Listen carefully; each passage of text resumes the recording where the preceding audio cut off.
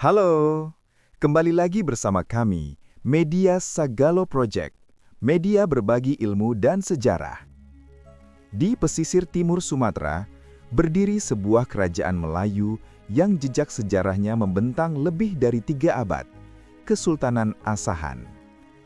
Meski namanya tidak selalu dominan dalam buku sejarah nasional, perjalanannya mencerminkan dinamika besar kawasan dari ekspansi Aceh, kolonialisme Belanda, pendudukan Jepang, revolusi sosial 1946, hingga transformasinya dalam Negara Kesatuan Republik Indonesia.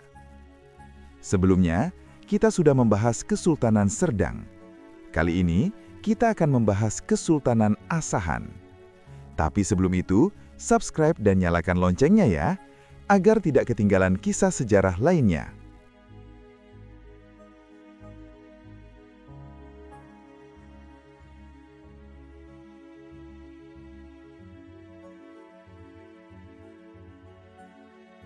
Tahun 1630, Abdul Jalil, putra Sultan Iskandar Muda dengan Siti Ungu Selendang Bulan, putri Raja Halib dari Kerajaan Pinang Awan, diangkat menjadi Sultan pertama Asahan.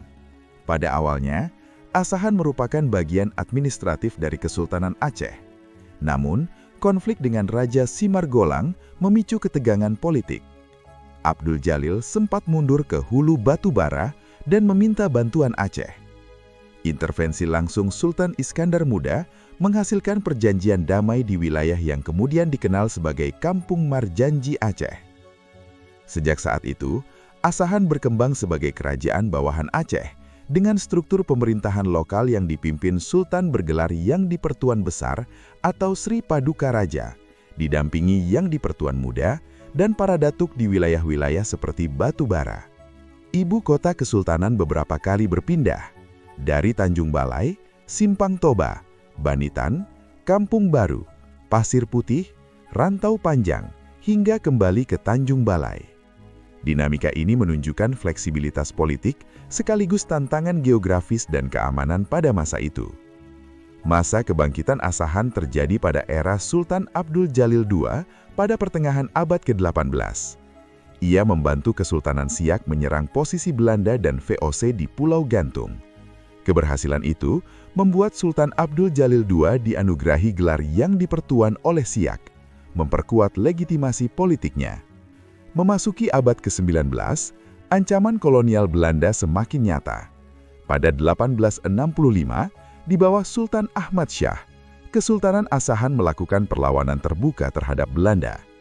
Perlawanan ini berakhir dengan kekalahan. Sultan Ahmad Shah dan keluarganya diasingkan ke Bengkalis, Bogor, dan Ambon. Pemerintahan sementara dijalankan di bawah pengawasan Belanda. Sejak pembentukan Afdeling Asahan pada 1867, wilayah ini resmi masuk dalam struktur administratif kolonial. Afdeling tersebut dibagi menjadi Onder Afdeling Batubara, Asahan, dan Labuhan Batu. Kekuasaan politik kesultanan dipersempit, tersisa pada ranah adat dan syariat.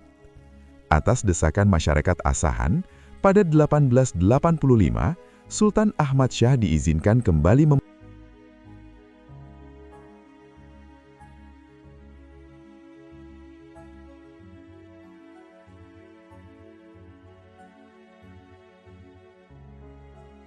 share dan subscribe ya, agar tidak ketinggalan kisah sejarah lainnya.